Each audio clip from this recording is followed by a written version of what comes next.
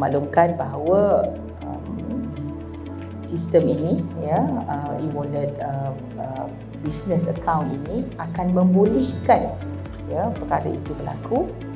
Dan di masa yang sama, saya juga dimaklumkan bahawa NGO juga boleh on board. Jadi bila NGO on board itu juga akan banyak membantu transaksi NGO di dalam mereka menjalankan aktiviti-aktiviti mereka, ya. Jadi bagi pihak kementerian ready juga akan terlibat sama di dalam mengadakan jelajah, ya, dan juga memberi penerangan kepada peniaga-peniaga mikro, kecil dan sederhana.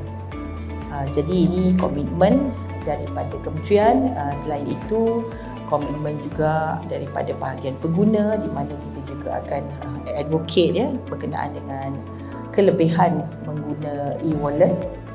Dan di masa yang sama mungkin juga kalau diperlukan juga SSM untuk terlibat sama supaya boleh facilitate. Sebab thank you, terima kasih DNG kerana membenarkan, ya, mereka yang tidak berdaftar dengan SSM untuk on board.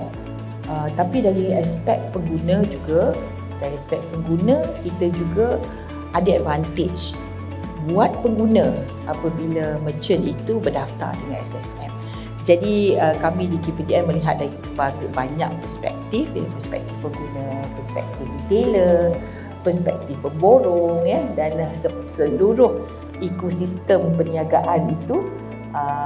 Ianya tentu sekali merupakan satu inisiatif daripada TNG yang akan add value, ya, to the whole to the ecosystem of the domestic trade. Thank you.